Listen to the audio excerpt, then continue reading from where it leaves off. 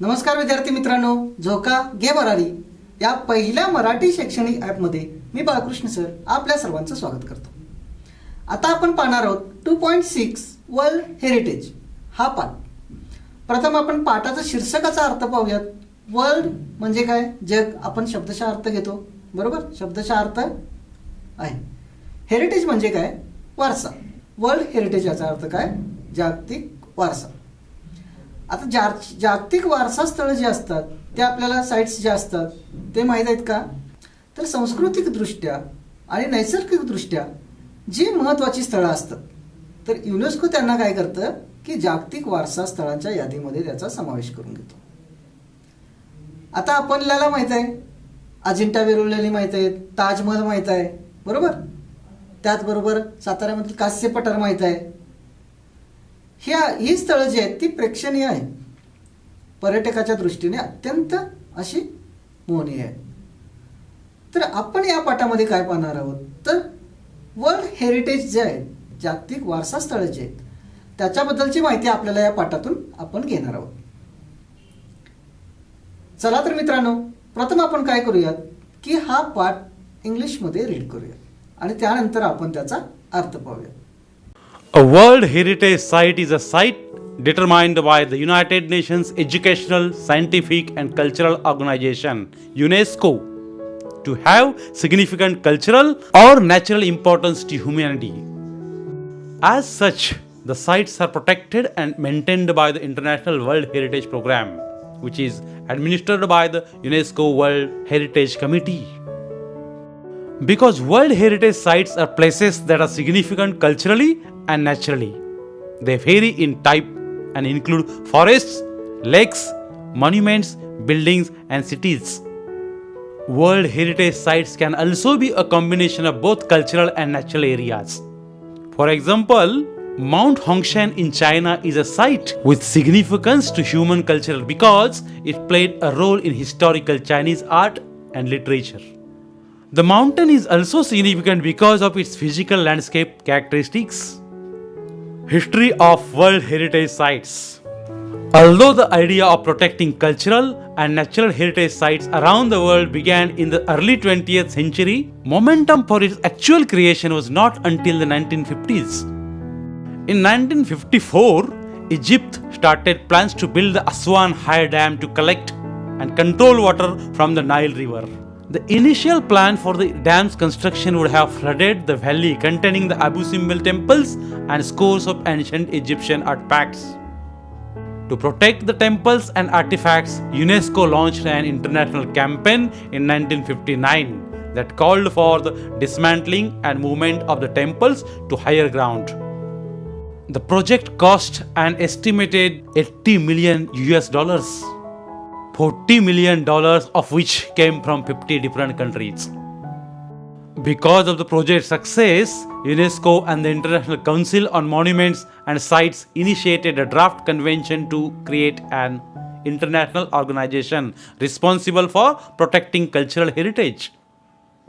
Shortly thereafter, in 1965, a White House conference in the United States called for a World Heritage Trust to protect historic and cultural sites, but to also protect the world's significant natural and scenic sites.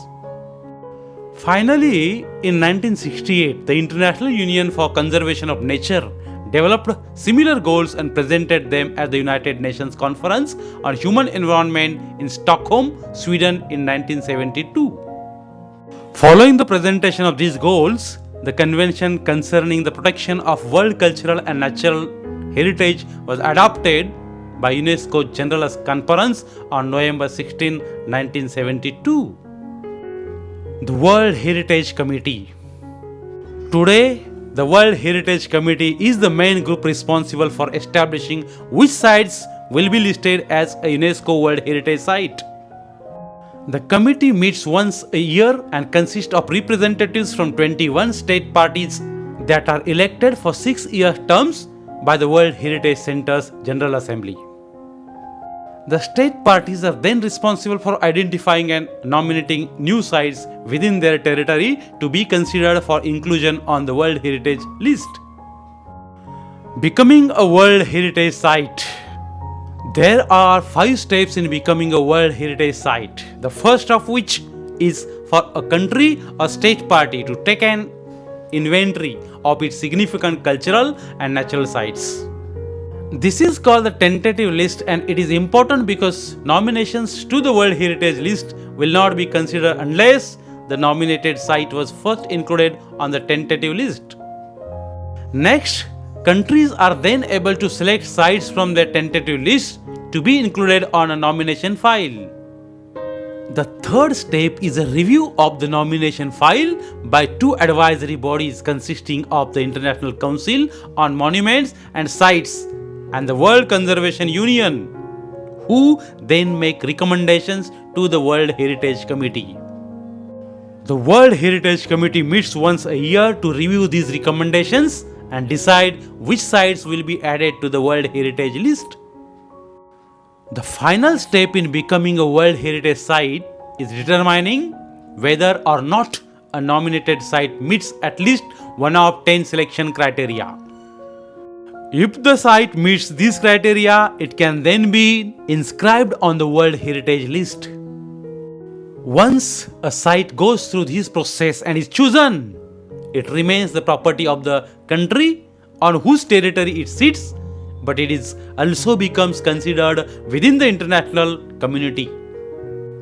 Types of World Heritage Sites. As of 2009, there are 890 World Heritage Sites that are located in 148 countries. 689 of these sites are cultural and include places like the Sydney Opera House in Australia and the Historic Centre of Vienna in Austria. 176 are natural and feature such locations as the US Yellowstone and Grand Canyon National Parks. 25 of the World Heritage Sites are considered mixed, that is, natural and cultural. Peru's Machu Picchu is one of these. Italy has the highest number of World Heritage Sites with 44. India has 36, 28 cultural, 7 natural and 1 mixed World Heritage Sites. The World Heritage Committee has divided the world's countries into 5 geographic zones, which include: first, Africa; second, Arab states; third, Asia Pacific, including Australia and Oceania; fourth, Europe and North America; and fifth, Latin America and the Caribbean. World Heritage Sites in danger. Like many natural and historic cultural sites around the world, many World Heritage Sites are in danger of being destroyed or lost due to war, poaching, natural disasters like earthquakes, uncontrolled urbanization, heavy tourist traffic, and environmental factors like air pollution and acid rain. World Heritage Sites that are in danger are inscribed on a separate list of World Heritage Sites in danger, which allows the World Heritage Committee to allocate resources from the World Heritage Fund to that site. In addition, different plans are put into place to protect and to restore the site. If, however, a site loses the characteristics which allowed for it to be originally included on the World Heritage List, the World Heritage Committee can choose to delete the site from the list. To learn more about World Heritage Sites, visit the World Heritage Center's website at whc.unesco.org. तर मित्रांनो, world heritage site याच्यामध्ये कोणत्या कोणत्या स्थळांचा समावेश असतो? याच्यामध्ये नैसर्गिक स्थळांचा सुद्धा समावेश असतो, बरोबर? आणि त्याचबरोबर सांस्कृतिक स्थळांचा सुद्धा समावेश असतो. तर मानवजातीच्या दृष्टीने सांस्कृतिक दृष्टी आणि नैसर्गिक या दोन्ही गोष्टी महत्त्वाच्या आहेत. अशा स्थळांचं जतन करून ठेवणं हे खूप महत्त्वाचं आहे आणि हे काम कोण करतं? युनेस्को. युनेस्को म्हणजे काय? United nation educational, scientific and cultural organisation. आता ही युनेस्को जी आहे ती काय करते की जागतिक वारसा स्थळांची नोंद घेते. आता जागतिक वारसा स्थळं म्हणजे विविध प्रकारचे आपल्याला दिसून येतात. अरण्य, स्मारके, सरोवरे, इमारती आणि शहरांचा सुद्धा यामध्ये समावेश केलेला असतो. नेक्स्ट पॉईंट पहा. जागतिक वारसा स्थळांचा इतिहास. तर याच्यामध्ये काय सांगितलेलं आहे बघा, की आपल्याला जागतिक वारसा स्थळांच्या बद्दल कशा पद्धतीनं जागतिक वारसा स्थळ व्हायसाठी सुरुवात झाली त्याच्याबद्दलची माहिती दिलेली आहे.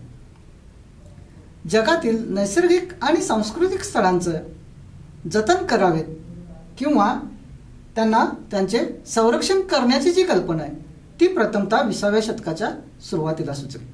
पण 1950 पर्यंत याच्यामध्ये कोणत्याही प्रकारची त्यांनी दखल घेतली नव्हती किंवा कृती केलेली नव्हती. 1954 साली जेव्हा इजिप्तने नाईल नदीवरती ॲस्वान हा डॅम बांधण्याची योजना आखली, त्यामुळे कायसाठी योजना आखली होती बघा, की नाईल नदीचे पाणी अडवण्यासाठी आणि त्याच्यावरती नियंत्रण ठेवण्यासाठी जी योजना होती. याच्यामुळे काय होणार होतं, अबू सिम्बल जी मंदिरे होते तिथे आणि प्राचीन हस्तकला ज्या होत्या, प्राचीन कला होत्या, त्या काय केल्या जाणार होत्या, की तिथं दरीमध्ये असलेल्या त्या प्राचीन कला, अबू सिम्बल मंदिरे ती पाण्याखाली जाणार होती हा डॅम बांधल्यामुळं. त्यामुळे काय झालं बघा, नंतर 1959 साली युनेस्कोनं काय ठरवलं, की जे नैसर्गिक आणि सांस्कृतिक ही जी स्थळं आहेत ती खूप महत्त्वाची आहेत आणि ती वाचवली पाहिजेत. याच्यासाठी त्यांनी एक योजना आखली. योजना काय आखली, तर हे आता वाचवायचं आहे आपल्याला आणि ते दरीमध्ये आहे, बरोबर. मग त्यांनी काय केलं, त्याचे सुटे सुटे भाग केले आणि ते वरती सुरक्षितपणे ते काय केले, एकामेकावर ठेवून जॉईन केले. अशा पद्धतीनं काय झालं, की ते तिथं डॅम झाल्या पाणी आल्यानंतर सुद्धा काय झालं, की त्यांची जी प्राचीन कला होती ती जपली गेली. याच्यासाठीचा जो खर्च होता तो एकूण 80 लाख अमेरिकन डॉलर्स इतका आला होता. पण याच्यापैकी जी 40 लाख जी रक्कम होती American dollar, 40 lakh American dollar, ती रक्कम इतर 50 देशांनी एकत्रितपणे काय केलेली होती, जमा केलेली होती. आता झालं असं, की हा प्रकल्प यशस्वी झाला, त्यानंतर त्यांना काय वाटलं, काय करावं असं वाटलं असेल सांगा, की जगामध्ये अशाच प्रकारची नैसर्गिक सांस्कृतिक वारसा असलेली स्थळे, प्रेक्षणिक स्थळं जी लक्षणीय दृष्ट्या महत्त्वाची असतील त्यांना वाचवलं पाहिजेत. मग काय केलं पाहिजे त्यासाठी, तर युनेस्को आणि आंतरराष्ट्रीय स्मारके व स्थळे परिषद जी होती यांनी काय केलं, की सांस्कृतिक वारसा स्थळांची संरक्षण करण्यासाठीची जबाबदारी घेण्यासाठी काय केलं पाहिजेत, की एखादी आंतरराष्ट्रीय संस्था निर्माण केली पाहिजे आणि त्यासाठी काय केलं त्यांनी, तसा मसुदा तयार केला. त्यानंतर काय झालं बघा, की 1965 मध्ये अमेरिकेमध्ये व्हाईट हाऊस परिषदेमध्ये जागतिक वारसा विश्वस्त संस्था निर्माण होण्यासाठीची मागणी केली गेली. याच्यामुळे काय होणार होतं, जगामधील जे काय ऐतिहासिक तसे नैसर्गिक जी ठिकाणं होती, लक्षणीय स्थळं, यांची देखभाल संरक्षण सुद्धा होणार होतं. 1968 साली काय झालेलं होतं बघा, आंतरराष्ट्रीय निसर्गरक्षक संघाने काही उद्दिष्टे तयार केलेली होती आणि ही उद्दिष्टे मांडली गेली, की स्टॉकहोम येथील परिषदेमध्ये मांडली गेलेली होती. आता स्टॉकहोम हे ठिकाण स्वीडनमध्ये आले. त्यावेळी 1972 मध्ये ज्यावेळी उद्दिष्टे इथल्या परिषदेमध्ये मांडली गेली, त्यानंतर लगेच स्वीकारले नाहीत, तर त्याच्यावरती पुढे काय गेलं, 16 नोव्हेंबर 1972 यावेळी युनेस्को परिषदेने हा सांस्कृतिक व नैसर्गिक वारसा संरक्षणाचा स्वीकार केलेला आहे. वर्ल्ड हेरिटेज कमिटी, जागतिक वारसा समिती, ही समिती काय काम करते, तर जागतिक वारसा स्थळांच्या नोंदी घेण्याचे मुख्य जे अधिकार असतात ते या समितीला असतात. या समितीमध्ये किती सदस्य असतात किंवा कोण असतात, त्यांचा कालावधी किती असतो, हे आपण आता याच्यामध्ये पाहूया. तर यासाठी या कमिटीमध्ये ची जी बैठक होते, संयुक्त बैठक, ती वर्षातून एकदाच होते. याचा कालावधी जो असतो सदस्यांचा तो 6 वर्षाचा असतो आणि 21 राज्य पक्ष याचे सदस्य असतात. तर यांचं काय काम असतं, तर यांचं काम हे असतं, की आपल्या प्रदेशामध्ये नैसर्गिकदृष्ट्या जी काही लक्षणीय स्थळं आहेत त्यांच्या नोंदी घेणं, त्यांची एक कच्ची यादी तयार करणं, तात्पुरती यादी तयार करणं, एवढंच यांचं 21 राज्यपक्षांचं काम असतं. तर हे काम अशा पद्धतीनं असतं. तर हे काय होतं, नामांकन आणि नामनिर्देशन करण्याची जी प्रमुख जबाबदारी असते ती या राज्यपक्षांची असते. म्हणजे एखादं स्थळ याच्यामध्ये नसेल आणि ती यादी समजा त्यांनी पुढे पाठवली, तर नंतर त्या यादीमध्ये समाविष्ट नसलेलं एखादं स्थळ त्याच्यामध्ये घेता येत नाही. त्याच्यामुळे व्यवस्थितपणे या राज्यपक्षांना जबाबदारीने काम करावं लागतं की जी काही स्थळं आहेत, लक्षणीय महत्त्वाची आहेत, त्याच्या नोंदी याच्यामध्ये आपल्या आपल्या भागामधल्या, प्रदेशामधल्या घ्यावंच लागतं. आता नेक्स्ट मुद्दा काय सांगितलेला आहे बघा, जागतिक वारसा स्थळ हे कोणतंही ठरतं का? तर नाही.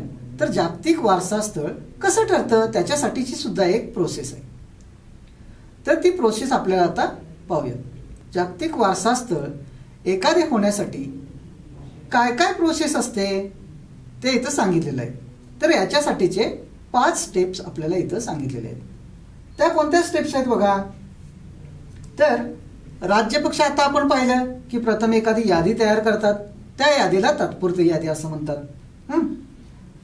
आता या यादीचा पुढे विचार केला जातो, ही यादी पुढे पाठवली जाते. आता पुढे म्हणजे कुठली, सेकंड स्टेपला काय होतं बघा. तर प्रत्येक देश हा काय करतो, त्यांच्या समाविष्ट जी काही फाईलमध्ये नामांकन जी समाविष्ट असतात त्यांची काही स्थळांची त्यापैकी निवड करतात. हे काम कोण करतं, तर प्रत्येक देश जी यादी असते त्यामधली काही स्थळांची नामांकनासाठी निवड करतात. ही दुसरी स्टेप झाली. तिसऱ्या स्टेपमध्ये काय होतं बघा, तर जागतिक स्मारके व स्थळे परिषद आणि जागतिक संरक्षक संघ ह्या 2 समित्या आपल्या समिती काय करतात, हे नामांकन जे आज पाठवलेलं असतं त्या फाईलचे परीक्षण करतात आणि आपल्या शिफारशी ज्या असतात त्या काय करतात, जागतिक वारसा समितीकडे पुढे पाठवतात. लक्षात आलं कोणत्या 2 बघा, जागतिक स्मारके व स्थळे परिषद आणि जागतिक संरक्षक संघ या 2 समित्या काय करतात, परीक्षण करतात आणि त्या याद्या पुढे काय करतात, फाईल्स पुढे जागतिक वारसा समितीकडे पाठवतात. कितवी स्टेप झाली बघा, तिसरी स्टेप झाली. आता जागतिक वारसा समिती काय करते बघा, त्यांची वार्षिक जी बैठक असते, बरोबर, वर्षातून एक बैठक असते जागतिक वारसा समितीची. त्या शिफारशींचे काय करते, अवलोकन करतात आणि ठरवतात की याच्यापैकी कोणतं स्थळ हे जागतिक वारसा स्थळामध्ये घेता येईल, बरोबर, की कोणत्या स्थळांचा समावेश करायचा आहे. म्हणजे काय लगेच स्थळांचा लगेच समावेश करतात का? नाही. ही आपण पाहतोय 4थी स्टेप आहे. ते अवलोकन करतात, ठरवतात की कोणत्या स्थळांचा समावेश करायचा आहे. त्याच्या पुढची स्टेप काय आहे बघा, एकूण 10 निकष असतात. आता या 10 निकषापैकी किमान एका निकषामध्ये जरी ते स्थळ बसत असेल तर त्याचं काय केलं जातं, एक निकष तरी पूर्ण व्यवस्थितपणे करते ते स्थळ का, ते काय केलं जातं, तपासलं जातं, व्यवस्थित ते पाहिलं जातं आणि त्यानंतर मग त्याची नोंद काय केली जाते की जागतिक वारसा स्थळामध्ये केली जाते. आता आपल्याला माहित आहे की आपण सहलीला गेलेलो, अजिंठा आणि वेरूळ ही दोन्ही ठिकाणं पाहिलेली होती, त्यांची जागतिक वारसा स्थळामध्ये नोंद केली गेलेली आहे, बरोबर. तर जे निवड झालेले आहे जागतिक वारसा स्थळामध्ये ती देशाची संपत्ती असतेच, बरोबर.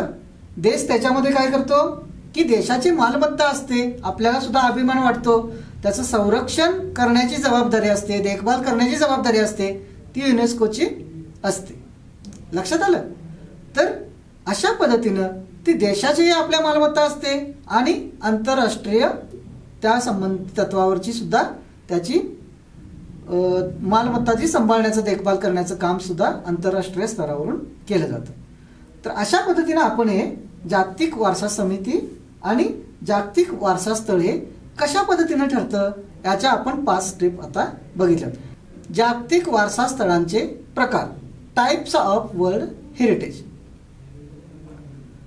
तर याचे प्रकार कोणते असतात, तर बघा, जगभरामध्ये 2009 साली, किती साली, 2009 साली एकूण 148 देशांमध्ये 890 ठिकाणं होती ती जागतिक वारसा स्थळामध्ये नोंद केलेली होती.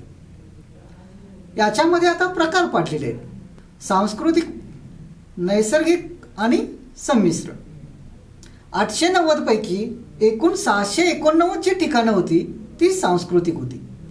उदाहरण पाहायचं झालं तर ऑस्ट्रेलियामधील सिडनी येथील ओपेरा हाऊस किंवा ऑस्ट्रियामधील फिएन्ना हे ठिकाण हे सांस्कृतिक म्हणून ओळखलं जातं. नैसर्गिक किती होती तर 176 ठिकाणं ही नैसर्गिक वारसा नोंद स्थळामध्ये येतात. याच्यामध्ये नैसर्गिकमध्ये उदाहरण जर घ्यायचं झालं तर अमेरिकेमधील जो येलोस्टोन जो आहे ते एक एक्झाम्पल घेता येतील. दुसरं उदाहरण आहे ग्रँड कॅनल नॅशनल पार्क, हे सुद्धा नैसर्गिक ठिकाण म्हणून नोंद झालेलं आहे.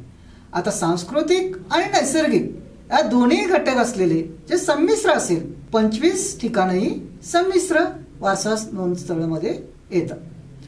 याचं उदाहरण घ्यायचं झालं संमिश्रमधील तर पेरू या देशामधील माचू पिच्चू म्हणून जे ठिकाण आहे ते घेता येते. तर असा जागतिक वारसा स्थळांचे प्रकार आहेत. आता आपल्याला प्रश्न पडला असेल की सर्वाधिक वारसा स्थळं जी आहेत ती कुठल्या देशामधील नोंद केलेली गेली असतील तर इटलीमधील एकूण 44 जागतिक वारसा स्थळांची नोंद झालेली होती. आता आपल्या देशामध्ये पाहूयात 2009 साली किती होती बघा, एकूण 36 होती. त्यामधील 28 ही सांस्कृतिक होती, त्यानंतर 7 जी होती ती नैसर्गिक वारसा स्थळांची नोंद म्हणून झालेली आहेत आणि 1 जे होतं ते सांस्कृतिक झालेलं आहे. तर अशा पद्धतीनं आपण आता पाहिलं की जागतिक वारसा स्थळांचे प्रकार सांस्कृतिक, नैसर्गिक आणि संमिश्र. आता जागतिक वारसा समितीने जगामधील एकूण जर अभ्यास करायचा झाला वार्षिक स्थळांचा तर त्याची विभागणी जी केलेली आहे ती एकूण 5 भौगोलिक प्रादेशिक क्षेत्रामध्ये विभागणी केलेली आहे. आता आपल्याला माहित आहे जगाचे एकूण खंड 7 आहेत, बरोबर, पण हे कोणी केलेलं आहे, जागतिक वारसा समितीने केलेले आहेत. देशांची जगामधील जे देश आहेत जागतिक देशाची एकूण किती भौगोलिक प्रदेशामध्ये विभागणी केलेली आहे, लक्षात ठेवा मित्रांनो 5, आणि एकूण खंड आहेत ते 7 आहेत. या दोन गोष्टीमध्ये कन्फ्युजन होऊ देऊ नका, आलं लक्षात. आता कोणकोणते बघायचे, आफ्रिका, अरब राष्ट्रे, आशिया पॅसिफिक म्हणजे ऑस्ट्रेलिया आणि ऑशेनिया सहित, त्यानंतर युरोप आणि उत्तर अमेरिका, त्यानंतरचं 5वं आहे लॅटिन अमेरिका अँड कॅरिबियन. हे 5 क्षेत्र केलेले आहेत. यामुळे काय होईल की अभ्यास करणं सोपं जाईल की या 5 क्षेत्रामध्ये प्रत्येक क्षेत्र वेगवेगळे असल्यामुळं की तिथं जागतिक वारसा नोंद स्थळ किंवा लक्षणीय एखादं नैसर्गिक किंवा सांस्कृतिक स्थळ असेल तर ते कोणतं आहे, तर आपल्याला विभागणी केल्यामुळं ते शोधणं सोपं जातं आणि अभ्यास करण्यासाठी सुद्धा सोपं जातं, बरोबर. तर विद्यार्थी मित्रांनो, नेक्स्ट मुद्दा बघा, world heritage sites in danger. जागतिक वारसा स्थळही धोक्यात आलेली आहेत. आता धोक्यात असलेली जागतिक वारसा स्थळं आपल्याला कोणती असतात बघा, तर जगभरातील कित्येक नैसर्गिक, ऐतिहासिक आणि सांस्कृतिक स्थानांमध्ये जागतिक वारसा स्थळांना धोका निर्माण झालेला आहे. आता हे धोका कशामुळे निर्माण झालेला आहे, का धोका निर्माण झालेला असेल सांगा बघू. तर ज्यावेळी युद्धे होतात, अतिक्रमण होतं, भूकंप होतात, नैसर्गिक आपत्ती येते, बरोबर, वाढते शहरीकरण असेल किंवा हवा प्रदूषण असेल, ॲसिड रेन असेल, यामुळं काय होतं की जागतिक वारसा स्थळांना धोका निर्माण होतो. आता जागतिक वारसा स्थळांना जी धोक्यात सापडलेले आहेत जागतिक वारसा स्थळं त्यांच्यासाठी काय केलेलं आहे की जागतिक वारसा समितीकडून त्यांना वेगळी यादी तयार केलेली आहे. त्याच्यामुळं काय होईल की त्यांचं संरक्षण करणं, जीर्णोद्धार करणं आणि उद्धार करणं सुद्धा सोपं पडेल. तर अशी कामं जी असतात ती जागतिक वारसा स्थळ काय केलं जातं, त्याच्यामधून त्यांचा उद्धार केला जातो आणि संरक्षण केलं जातं.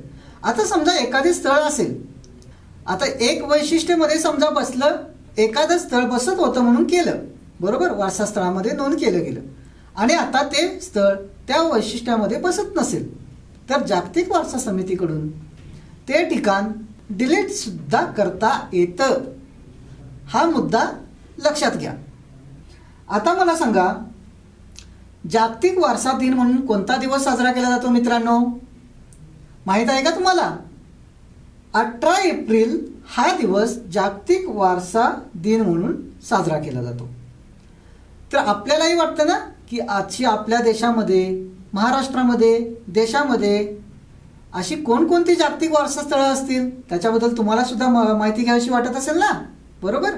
की आपण जिथं राहतो, बरोबर, त्या ठिकाणी असलेली वारसा स्थळं कोणती आहेत, आपल्या महाराष्ट्रामध्ये कोणते आहेत, देशामध्ये कोणते आहेत, जगामध्ये कोणती वारसा स्थळं आहेत जिथं आपण फिरायलाही पुढे जाऊ शकतो, बरोबर? ही बघण्याची उत्सुकता तुम्हालाही लागली असेल. तर मित्रांनो, एक वेबसाईट आहे www.unesco.org. या वेबसाईटला आपण भेट देऊन जागतिक वारसा स्थळांच्याबद्दल अधिक माहिती आपण घेऊ शकता. तर विद्यार्थी मित्रांनो, अशा पद्धतीने आपण वर्ल्ड हेरिटेज हा पाठ आता आपण अभ्यासला आहे. याच्यामधील सर्व मुद्दे आपल्याला अगदी व्यवस्थितपणे समजले असतील अशी आशा करतो. आणखीन चांगल्याच पद्धतीने समजण्यासाठी हा व्हिडिओ तुम्ही पुन्हा पुन्हा पाहत राहा आणि झोका ॲपसोबत शिकत राहा. धन्यवाद.